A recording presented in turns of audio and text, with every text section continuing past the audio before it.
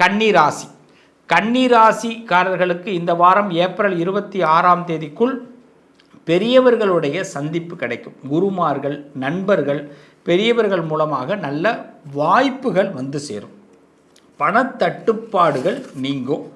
அதே மாதிரி மனசில் ரொம்ப நாளாக ஒரு ஆசை வச்சுருந்தாங்க, ஒரு பிளான் போட்டிருந்தாங்க, அது யாருக்கிட்ட சொல்லலான்னு தெரியல, ஆனால் அது கரெக்டாக தப்பானு என்னால் ஜட்ஜ்மெண்ட் பண்ண முடியலன்னா அதுக்குன்னு ஒரு நபர் வருவாங்க. அந்த நபர்கிட்ட பேசி அந்த ஜட்ஜ்மெண்ட்டை வாங்கிடுவீங்க.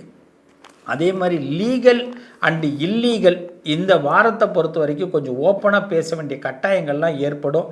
அதனால் இந்த வாரம் மர்மம் நிறைந்த ஒரு வாரமாகத்தான் கன்னிராசிக்கு இருக்குங்க. அதனால் என்னென்னா இந்த வாரத்தில் ஏப்ரல் 26க்குள்ளே யாருக்கிட்ட எதை பேசணும் எதை பேச வேண்டாங்கிறத கொஞ்சம் பார்த்து டாக்கிங் பண்ணுங்கள்.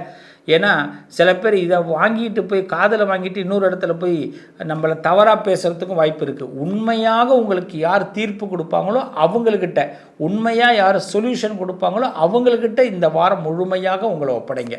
அதனால் எல்லார்கிட்ட பேசும்போது பார்த்து பேசுங்க.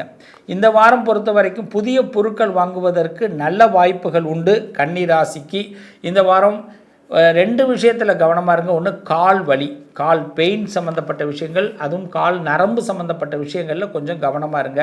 2வது விஷயம், நம்ம வாகனங்களில் திடீர் பழுது ஏற்படுவதற்கு வாய்ப்பு இருக்குது. காராக இருக்கட்டும், 2 வீலராக இருக்கட்டும், அதை நம்ம கொஞ்சம் செக் பண்ணி வச்சுக்கிங்க. அது ரொம்ப நல்லது. இந்த வாரம் முழுமையாக வெற்றி பெறுவதற்கு நீங்கள் பெருமாளை வழிபாடு செய்யுங்க. பெருமாளை வழிபாடு பண்ண போங்க, நல்லது.